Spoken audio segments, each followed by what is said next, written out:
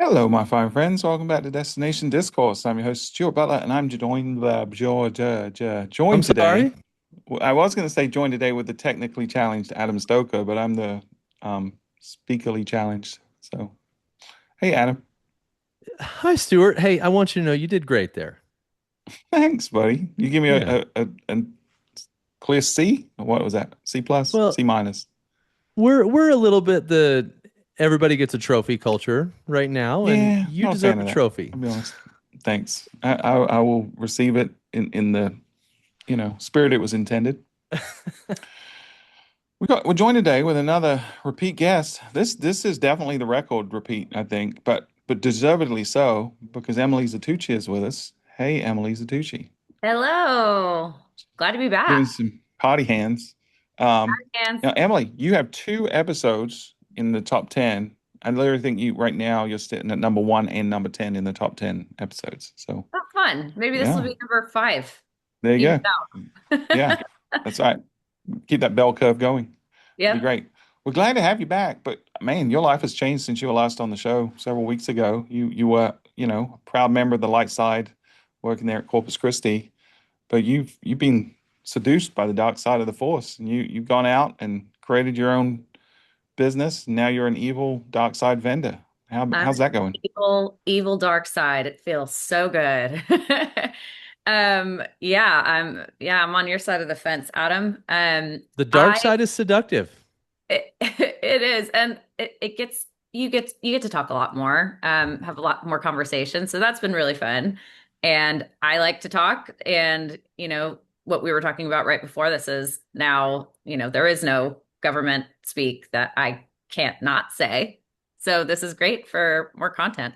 Well, we're looking forward to the gloves being off and you Well, just having no filter. Can you we're imagine what I'd be like if I had no filter? That's yeah, it, unfathomable.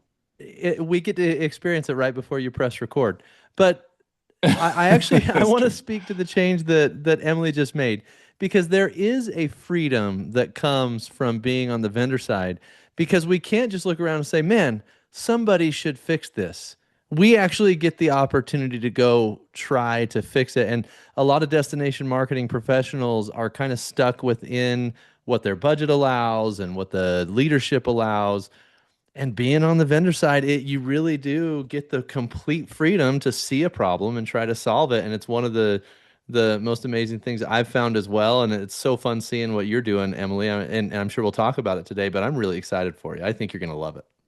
Thanks. It's been fun so far. I've been met with nothing but positivity. We were just at Destinations International, and the amount of people that have always been my peers, and I've always supported them, they've always supported me. It's been met with, such a really cool, like, positive insight, but also a lot of curiosity and what this is and what this means. And I agree with you. I think a lot of it is just the fact that I can be very vigilant in the one thing that I keep seeing and just go hard with it because it's I can focus all my attention on one thing. How beautiful is that?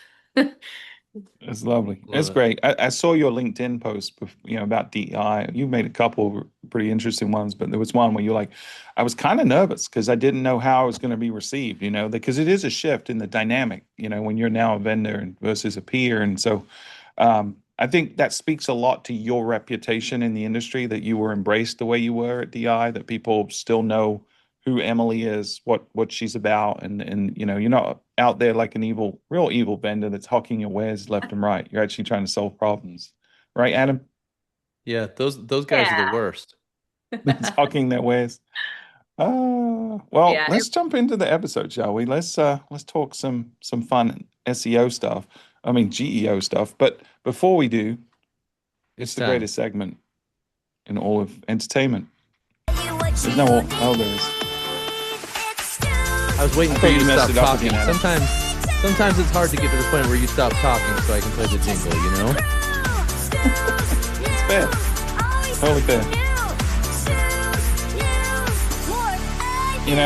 I wish your big old body wasn't covering up the lyrics so the audience at home could actually sing along karaoke style, but that's okay.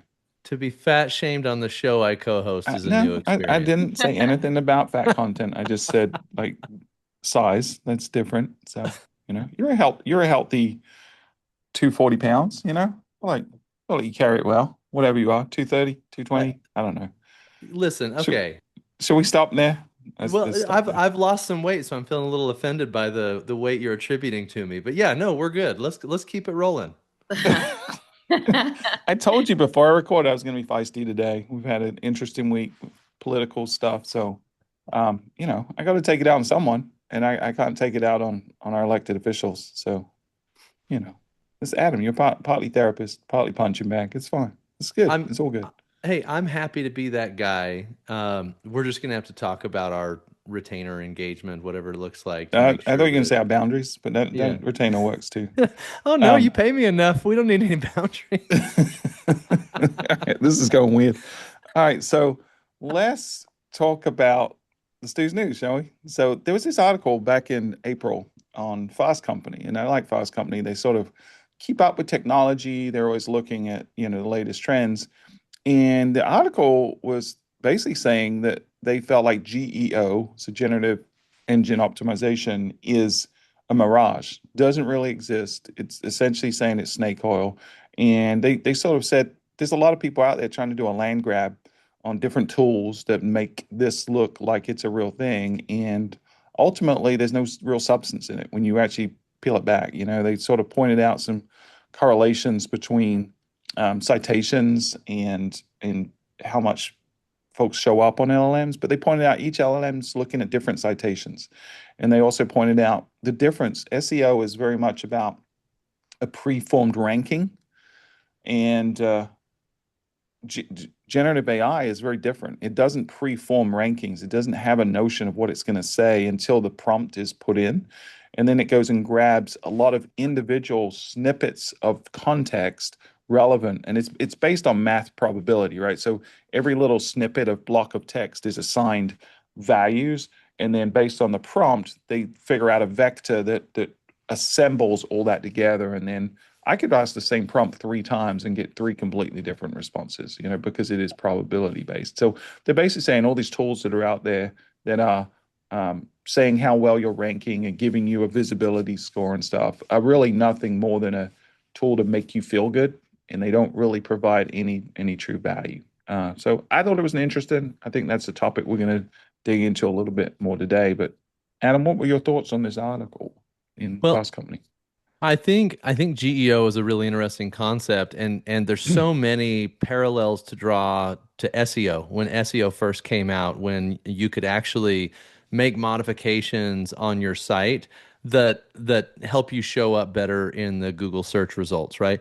We're dealing with a very similar situation, and I I want to I want to go through a couple things here because I think this is a fascinating concept to me. So number one, there is low-hanging fruit of things you can do on your website to make you more likely to show up in the LLM results, like optimizing for schema. For example, it makes it where the bots can crawl your site and get access to your content. So to me, there is at least some component of GEO that makes sense because those simple optimizations on especially on outdated websites, I think those can really help.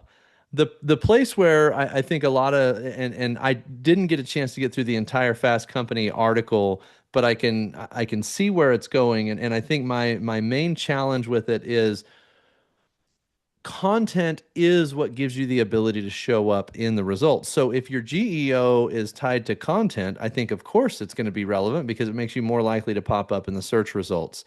There's a lot of stuff happening right now. So, for example, there are people who are scraping all the reviews that are out there about an organization and they're pasting it on a page on their website, calling it such a. So, if it was Visit Myrtle Beach, it'd be Visit Myrtle Beach reviews Hmm. on their main URL.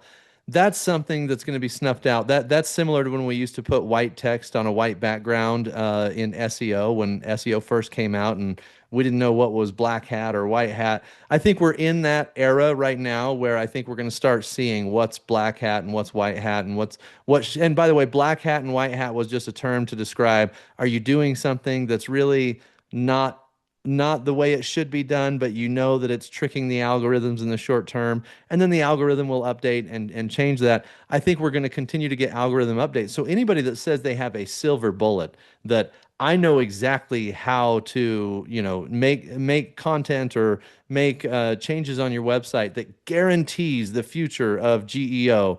That is all snake oil because the algorithms are updating every day. The models are updating every day. So my suggestion would be we need to be focused on quality, which to me says the site needs to be optimized and then content needs to be optimized. And if you do those two things, no matter what changes in the LLMs, it's very likely we're going to show up and then things will shake out. And I think we'll have a clear picture of what GEO is going to look like for the long term. I just don't think we're there yet for somebody to definitively say they've got a silver bullet.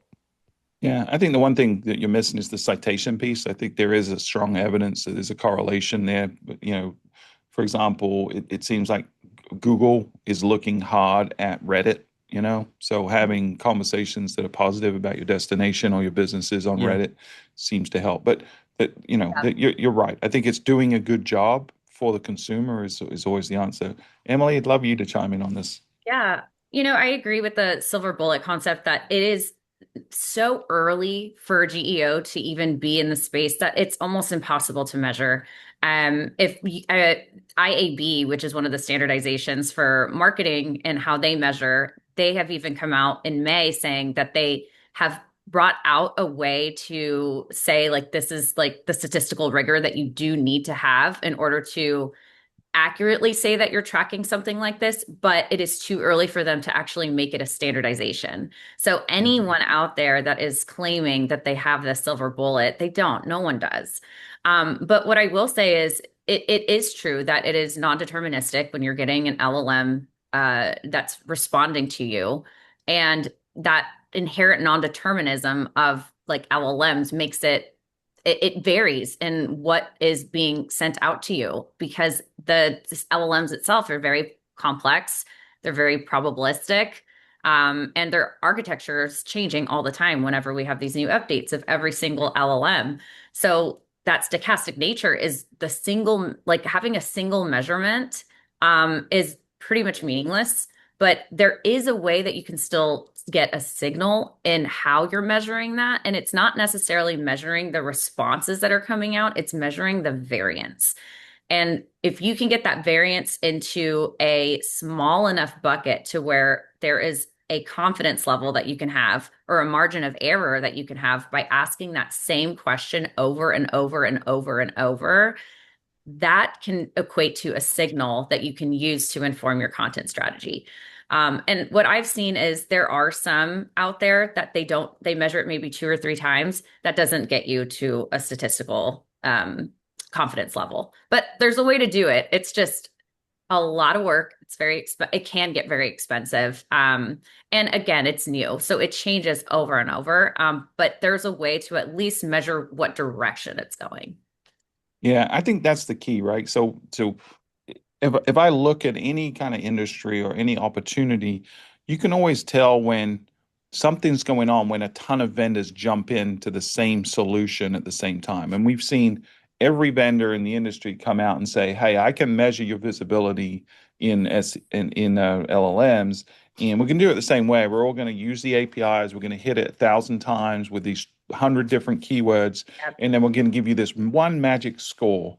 And you can Yep. share that magic score with your board, and then you can all feel really good at the end of the day when that score goes up by one or two or three, right? And so to me, this is the inherent problem with our industry. We gravitate towards feeling good without actually doing good, right? We gravitate towards our number, our random, well, not random, our conjured mirage number that we created and stacked in a way that we can manipulate is going up. So therefore, we're doing a good job. It doesn't mean that a single new person is coming to my destination. It doesn't mean my destination is going to show up more in LLMs.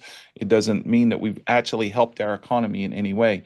But we thump our chest and we go to our board and say, "Look at us, we're great." It's that illusion of relevance that Adam's talked about so many times on the show. So you can use these tools to inform your strategy, but the tool itself, that number can't be the goal because there's no Right. real meaning to that goal, right? The Right. meaning comes from understanding why. And when you can understand why, then you can actually go and do the work that actually has the impact. I It's the fundamental problem in our industry. Yeah. And I think that the only robust scientific approach to measuring a non-deterministic system is through repeated sampling and statistical analysis that gives you exactly the confidence level that you're asking. Because you can ask many of these vendors, well, are you going to prove your interval confidence? Are you going to show me the rigor that you put? Do you publish your methodology? If they're not, that's something to question because even the biggest companies, like some of these really big ones, don't do it. Or some of them say they only measured 3 times each. And it's like Yeah. that's not gonna get you a score. Even when that was published, I think it was on Skift, it was published. There was one that they only measured each question 3 times each. I'm like, that's Yeah. noise. That's not going to give you an actual answer, but it's published and it's showing that this is so early in the game. There's not like no one is secondary grading other people. You have to come in with being like extremely transparent and saying, look, the likelihood of you getting cited, for example, like I have a 95% confidence interval that this specific prompt is getting visitors to do a certain thing that would contain a true underlying probability. And then you have to report that confidence interval that gives you the critical functions. Does it quantify the precision of that answer? Does it also report that do you report the uncertainty? Like how much uncertain are you? And you just need that statistical basis. And I think what's happening right now is people find it's so cheap to get an API, add it to your thing, and then prompt and ask it questions. Of course, anybody could do that. And it's where I actually started at Visit Corpus Christi. I was doing that on my own. But then over time, you start realizing how you can get it to be as much as a signal as possible. Because Right. at first it takes time, but then over time, when you start developing an actual methodology, that's what we need to focus on. I Right. It's the outcome, right? What do I actually do with this information? So if That for too, example, yeah. I'm looking at, hey, visibility for certain queries and I'm seeing certain other destinations showing up and I'm seeing where the citations are coming from that are giving them more relevance for that query, that's where my energy should go. So you should have this Yeah. rigorous weekly, monthly, quarterly process where you're looking at what citations are relevant and important and making sure that you're playing in those spaces, making sure you're in the conversations in those where those citations are gravitating towards. You want to fill yeah, those gaps for sure. I do feel like for the sake of our audience, I need to at least take the other side so that the three of us aren't just agreeing about this nonstop. Stuart, one of the things that you mentioned here is whenever you see a bunch of vendors jump on the same solution, that's a little bit of it points you to the fact that there might be a little bit of an issue there. Um, I also in thinking about just investment strategy as a destination, anytime you're the beachhead, anytime you're first, the level of waste is going to be increased because there's more trial and error because you're the first one in, right? Um, but if you're the type of marketer or tester that stays in wait and see mode until a lot of the waste and mistakes have been made on the front end, there is a distance between you and the people that went first in a lot of cases. Now, of course, that's not always the case. Sometimes somebody else spends the money, wastes, makes a bunch of mistakes, and then you get to skip a lot of the mistakes that went into it. But we've been talking a lot about the need for people to be willing to try something new. And then when something new comes out, if we just dismiss it as snake oil, I think we're doing the industry a little bit of a disservice because we're discouraging the activity that I think we've really pushed on the show. So I do think people should be trying stuff. However, I think we need to give them a framework to understand whether or not what they're buying into is real or if it's just Yeah. hype. And maybe that's one of the things that we can take a couple minutes on here is how do you distinguish between the hype and the reality? Because I do want the Desties that listen to the show to be ready and willing to take a risk, to try something new, to use a vendor that has a new solution, because that's the only way we evolve as an industry. Yeah, I'll be completely unbiased because, as y'all know, I am doing AI visibility. So, I'm in the hot seat right now. I could go both ways on, challenging, some of these. But I've also, and I'll be very transparent, the moment I announced that I was doing this, I had about 5 LinkedIn messages that day that all came from AI visibility vendors asking, "What are you doing? Let's get on a call. I want to be part of what you're doing."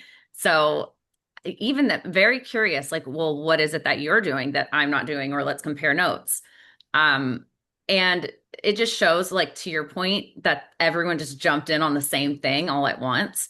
But the difference is there are so many that are not doing any methodological, like are being statistically rigorous in the methodology. And I think that's what I could say to a DMO is, one, the baseline approach is leverage your existing free tools.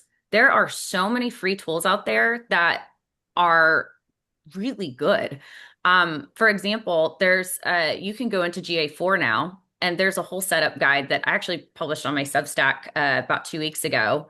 There's a setup guide that allows you to see the crawlability of AI assistants, including ChatGPT, Perplexity, and I think there's another one, Gemini.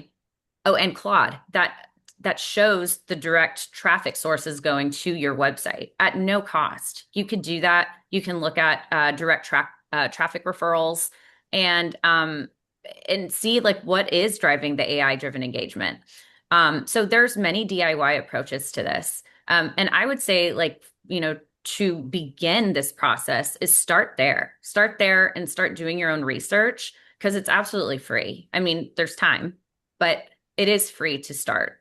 And then, if you want to get really into it, you can go like Myrtle Beach. Like, I know you guys and Diane are putting together, Stuart, a whole operating system on looking at these AI prompts and citations. I mean, there's ways to look at other DMOs and how they're approaching this.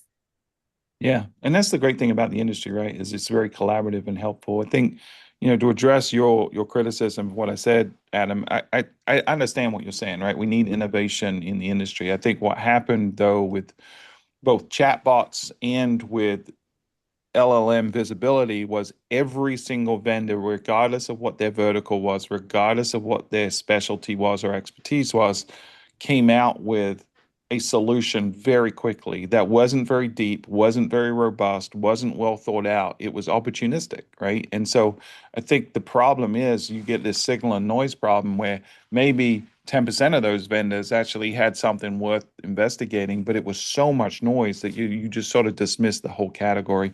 And I think anytime multiple folks from different perspectives, different skill sets are all trying to solve that one problem, it just feels like a land grab, and it just feels opportunistic in a way that isn't helpful to the industry. It feels like a money grab more than anything else. And so I think now that's settled down a little bit. But early on, we were pitched by people to do very simple queries on a stack of different prompts, and it was going to be like $20,000 a year for us to get this tool that gave us a dashboard. The same thing you could do today in Claude in an hour. You could build it. They were trying to charge $20,000 a year for it, right? And so there's my sort of my point of frustration with this industry is there's too much opportunistic approaches from some vendors out there when there seems to be this kind of an opportunity. I think that the smarter folks are taking a more deliberate approach, right? Like Emily is, like some others are, where they're like, okay, let's really look at this holistically, not just what's the simple thing to do, but what does that mean? And then what do we do about it once we know this information, right? And I think that's what we're looking for as an industry. It also has to go beyond the DMO, because the DMOs are stewards of the community. And if you're only measuring the DMO itself, you're essentially equating e-commerce type, like any kind of like e-commerce style things, to a DMO versus a full ecosystem of a community. And so if you're going to be measuring the DMO, how are you measuring them holistically? How are you getting very meticulous with your hoteliers, with your restaurants, with your business owners? How are you helping steward their level of understanding with AI visibility so that the full economy can grow? And I think, like, that's the one piece that needs to be talked more about, is that this is not just a DMO's thing to take on. This is the full community that needs to remain visible. And it helps you with your full destination and them getting advanced and how they're going to be. I mean, we've put so much effort and time into listings.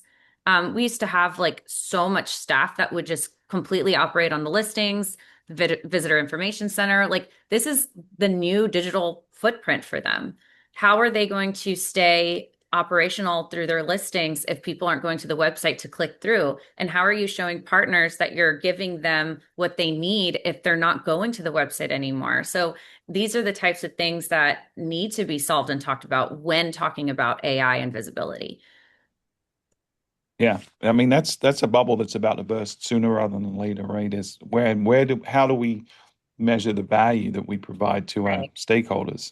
Yeah. It's the metrics we've used for a long time, 15, 20 years, So are long. just not relevant anymore or won't be very, very soon. And so I think you're right. I think we've talked about this on the last few episodes recently where our role is shifting for sure, more of stewards, right? But also our mindset has to shift. Like we can't think about us owning everything. It can't all live on our website and on our social channels, right? We've got to now be an incubator and a catalyst to encourage an army of ambassadors to be talking positively.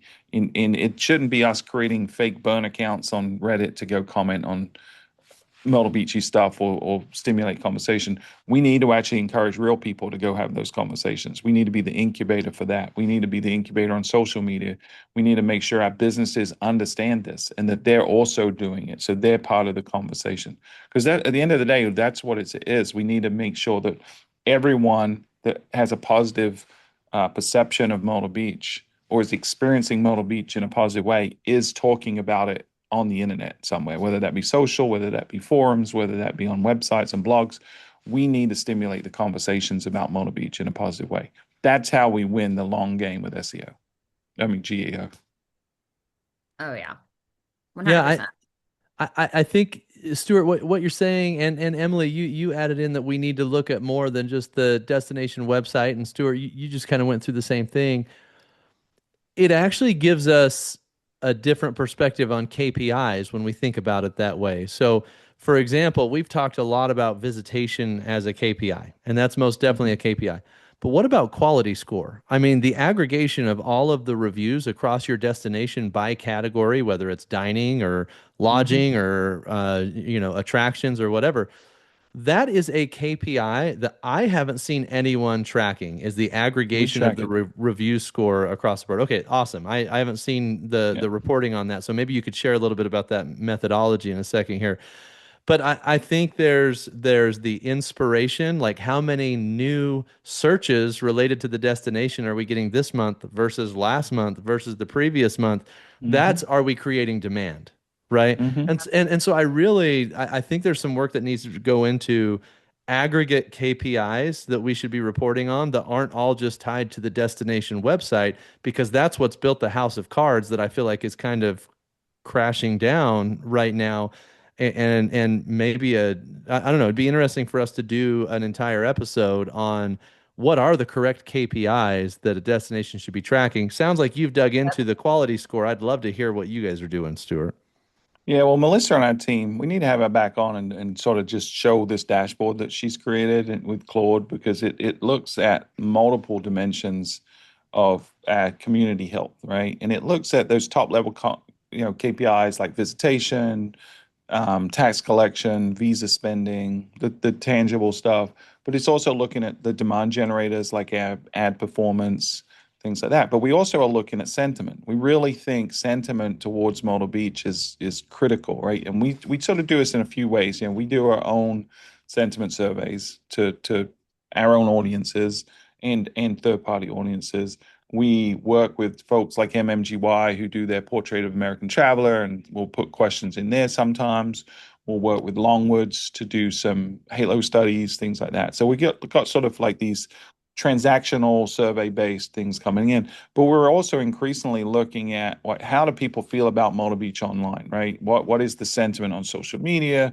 What are the review scores on TripAdvisor?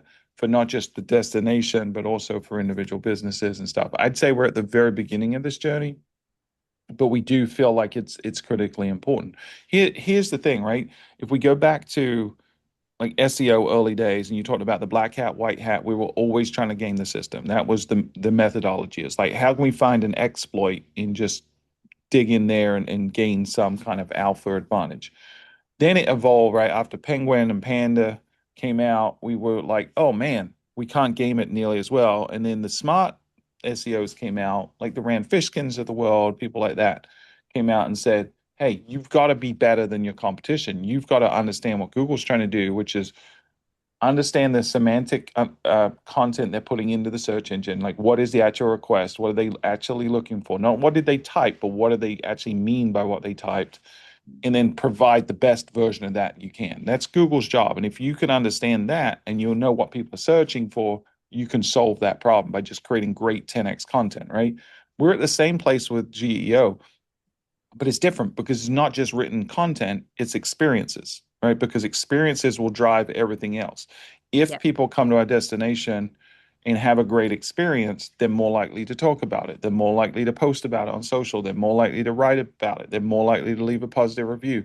All of these are the citations that are going to go into us getting recommended. And if Model Beach has a ton more of that chatter and positive sentiment going on, its probability of showing up in the LLMs goes up compared to our competition. So that's Okay. the end Yeah. game. We've got to make sure the experience is great, that we're measuring it, we understand how to move it in a positive direction, how to educate our stakeholders. And I'll finish on this. We have seen everyone's dealing with the K-shaped economy right now, and we've seen even despite headwinds with the economy, with Canadian travelers, with gas prices in Myrtle Beach, and we're about flat year over year from an overall economic standpoint.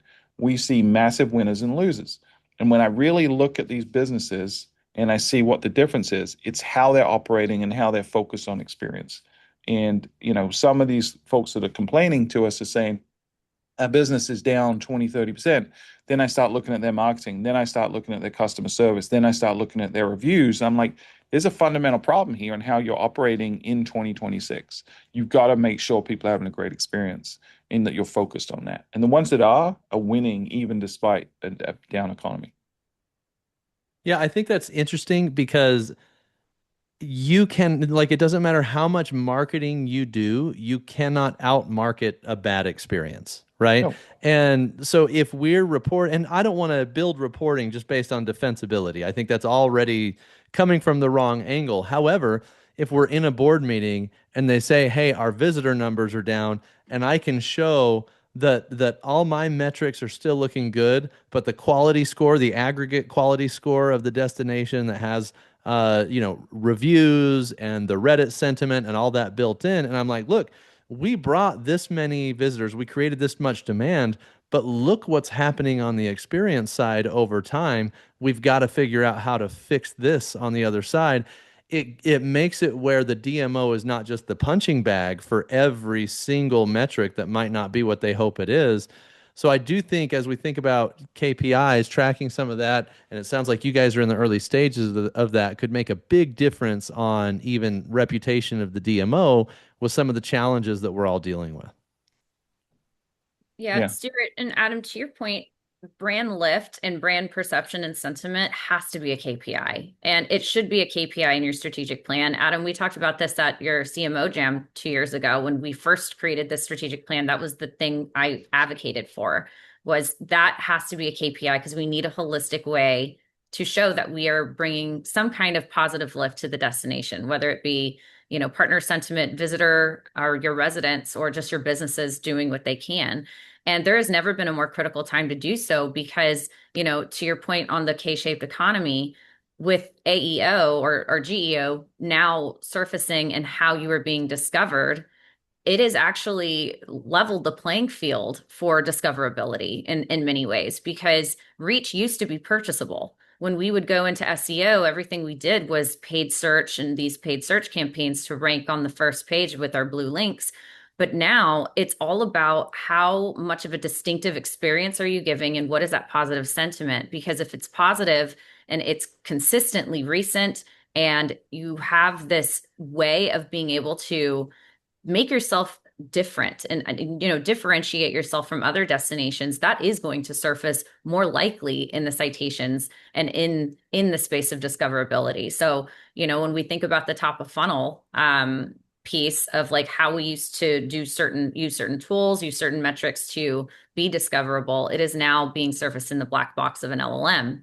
But there is a way to influence it, and that is through the visitor experience. So it is a full circle moment that, your visitor experience is so important to your citations and how are you Yeah. and you getting cited.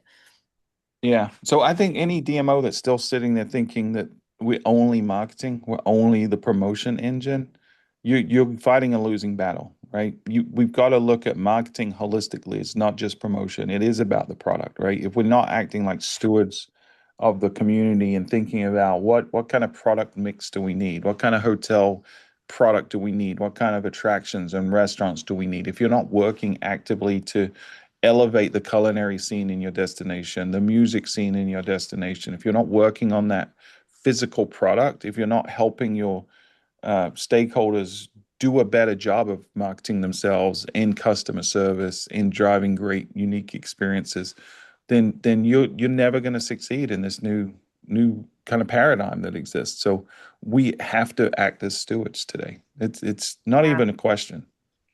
And when you think about like the workforce in the future of what does this even mean as like marketing departments, sales departments, visitor services departments, it's all coming together in so many different ways. I just saw this podcast on like, I can't remember her name, but she's like a futurist that speaks about AI and has been been at the US Embassy talking through all of these things. And they talked about the differences between how we are now T-shaped workers, meaning that you have one specialty, but you can go through a broad series of different things within your organization. And there's no better industry than tourism and DMOs that know better about the T-shaped worker.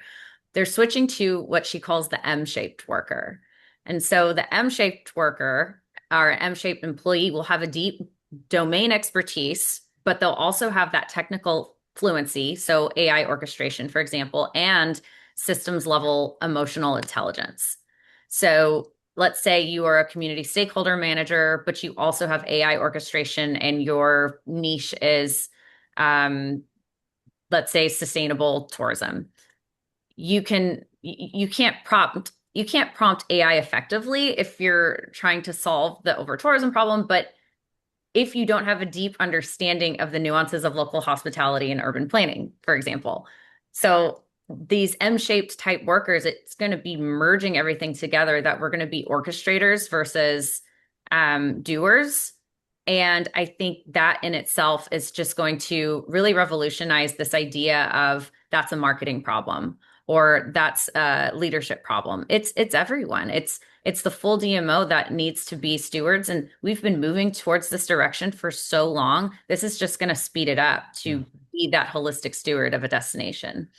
Yeah. Yeah. Yeah, the silos Tac- internally are going to have to collapse, right? They absolutely have to because we're all going to be touching multiple aspects of what everyone does. Go ahead, Adam. You had a thought? Tactical proficiency in a specific, discipline.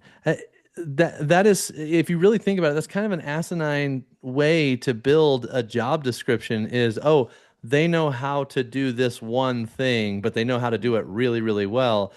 The place where this is going because of AI is those that have the ability to think critically and have knowledge about a specific topic, like you said, Emily, are going to be able to do just about anything. We've talked a lot on this show about the shift from tactician to strategist that needs to take place for every individual in the industry. This is why, because a T-shaped employee's value is going to be diminished significantly. It already has been diminished significantly because your ability to click within a software platform really isn't a skill that provides the value you're going to need for the long term. It's knowledge, critical thinking, and ability, and then you can leverage AI to get a lot of the tactical things done. For everybody that's listening, if you're a T-shaped employee, you need to redraw yourself as an M as quickly as you can. Yeah, I'd push back a little because I think there's two sides to the T-shape. One is knowledge and one is expertise, right? Or skill, let's say, right? And so I think if the base of your T is knowledge, unless it's very proprietary knowledge that it can't be found somewhere else, right? Um, but if it's knowledge, you're out of luck because knowledge is basically free now, right? It's if Getting you have a cheaper. skill to be able to do something with that knowledge that other people can't or AI can't, that includes, taste or rigor or critical thinking, then I think you're safe for a while. But I think the trend is right. People are going to need to be more discerning. Discernment is going to be the biggest skill that I'm looking for. Like, can people take a lot of information and sort of make judgment calls on that? Because part of the battle of leveraging AI is understanding what are you pulling together to create that solution, right? And having that sort of wisdom or experience or gut feeling or taste to bring it together to solve the problem. So I think, you've talked before, Adam, about we need more generalists on the agency side and internally. I sort of agree with you. I still feel like you need some subject matter expertise or folks that you sort of lean on or defer to on certain cases. But I'll give you an example. Like if we like IT would be a great example, right? Historically, IT was a group of people or an individual that had very specific knowledge about how to fix stuff, how to set things up, from Wi-Fi to fixing the printer or whatever. And that knowledge and know-how was confined to that one group within the organization, whether that be an individual or multiple people.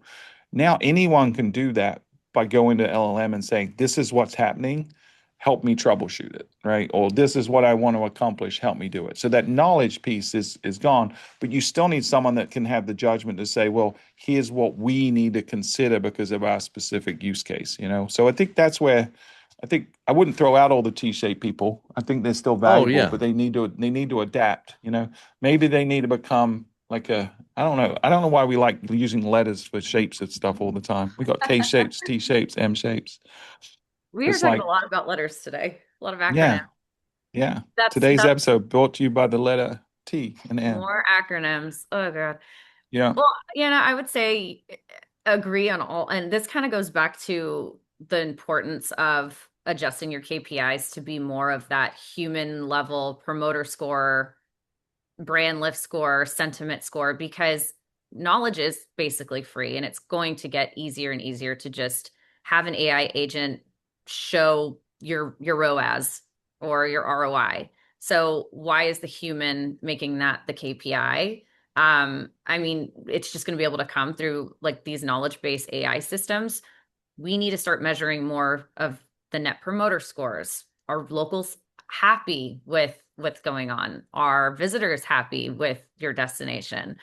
I think, there's just going to be a lot more like the expensive qualities are going to be anything that is human, and that's yeah, experiences. yeah. I like Net Promoter Score a lot. I think anyone that's done marketing for a while across multiple industries knows the value, especially in consumer products. Like Net Promoter Score is sort of the the lifeblood or the kiss of death for any brand that's selling widgets, right? If you have a negative Net Promoter Score, you're never going to grow sales. And so we apply it here, and you touched on something that we do, which I think is important. We look at both the visitors' net promoter score of the destination, and we look at our local residents' net promoter score. And we ask it in the form of a question, something like, um, "Would you recommend Myrtle Beach to a friend to visit?" Something along that way. So, are they proud to tell people to come visit Myrtle Beach? And it's interesting because you can measure that over time. And Yeah. for those that don't know about net promoter scores, you basically look at the top percentiles. I think it's like eights, nines, and tens, right? The people that would most likely, and then you subtract the ones that would least likely, so the ones through sixes. And so you have this sort of delta of a score, which is your net number of promoters. If that's not positive, substantially positive, you're doing something very, very wrong. And so it's a number you can impact through the experience. It's one you should absolutely be measuring on a regular basis. Yeah, I Cool. like it. absolutely. Well, were there any threads we wanted to pull in the last couple of minutes? I I have one, but I'm debating. I just am struggling a little bit with the comments that you made earlier about when all the vendors are being opportunists, right? And I worry about. I mean, look, Emily and I are both vendors. I think there's a lot of vendors in our space who are as invested in the industry as the DMOs that they serve. And there is a fine line between seeing a problem and trying to solve it and looking for just a money grab or an opportunity, right? And so I think that's something I'd like to dig in more to. I don't know if today's the right episode to do that, but I Yeah. think it's a lot more nuanced than maybe the framing you gave it in this I'd like conversation. to I'd like to jump in and like full circle it because I mean we kind of talked on this in some aspect is the cheaper knowledge is getting, the more you can call bullshit on people. Hmm. And at the end of the day, like if you can pull the same knowledge as they can, yeah, don't pay for it. It's cheap to do these things for free. But what you can look at is the judgment, the taste, and the ethics of that vendor or that person. Because that's what you're looking at. You're looking for a discerner. You're looking for a strategic partner that is actually there to assist in getting you where you need to be. That's the end goal. And I think that's the end goal for anyone and any vendor in any space. Um, so, I mean, if there's any way, like I would just go with your gut. Like go, like when you're looking at these vendors, of course, ask them every question you can from a knowledge-based perspective, but then also get that judgment, taste, and ethics. Like what are they doing to assist you? I mean, at the end of the day, that's what we're going to be judged on ourselves. That's how we're going to be hiring. So if we're also going to be getting vendors, you have to use that same application. Yeah. Yeah, I agree. And I use hyperbole a lot on this show just for, the purposes of the conversation. There's certainly a lot of great vendors in the space, many of which we work Discourse. with, right? But I do stand by the point, right? Which is there were and there still are a lot of vendors, not all, but a lot of vendors that will put slap lipstick on a pig, right? They'll find a free or cheap tool, they'll put it in a nice package, and they'll come try to sell you that turnkey solution for $20,000 a year. And then if you peel back the onion a little bit and you look at what they're actually selling, you can go do that same solution Yeah. for like $1,000 a year, right? That happens a lot. And so those are the kind of vendors that when you sniff it out, I don't work with, right? I don't want someone that's just looking out to gain as much margin as they can from me. So I think we owe it to our communities, to the taxpayers whose money we're often spending, to ask rigorous questions, to Yeah. challenge the vendors to say, well, what's your methodology? Yeah. What technologies are you using? Like if and the margins, we want everyone to make money. We're not saying we don't want businesses to make money, right? But there's a point at which that becomes unsustainable for us and just unethical as well. And so there were a lot, and there still are a lot of folks that are doing that around G8 about generative engine optimization and even chatbots still. Yeah. So Yeah. And I think that makes a lot of sense. And I agree if there's abusive practices out there, if there's abusive margins out there, 100%. Like I don't disagree with you on that. My fear is painting the vendor category of the industry with too broad of a brush and like calling making it them sound like evil dark anybody side trying. vendors, What's that? like calling them evil dark side. Is that what you mean? Yeah, Evil yeah, dark but side. but making it sound like anybody trying to solve a problem is actually only in it for a buck. I think we've got a lot of vendors that are really trying to solve the same problems DMOs are. And the other thing I would probably remind you is, yes, you at Visit Myrtle Beach with the budget that you have the talent on staff to solve just about anything internally, which allows you to solve problems that a lot of these vendors are trying to solve. A smaller destination that's a 2 to 5 person operation cannot survive in a lot of cases without some of the vendor solutions that are out there. And so again, I just want to make sure that we're not branding the vendor category, which by the way, it would be in my best interest to do so. If I'm the only righteous vendor and everyone else is just evil, that's in my best interest to I paint don't it think that anyone's ever way. called you righteous on this show, I gotta say. Or go But back and listen to or look at the transcripts. Don't yeah, do I'm that. saying if I painted it that way on this show, Yeah. right? Like that would be Yeah. in my best interest. But I feel like there's a lot of great vendors really trying to solve problems with the right intentions that also have to turn a profit in the process, right? So For it's a sure. balance. It's a balance, and I think we all have to find it on both sides. Fair. Totally fair. Emily, any last thoughts from you?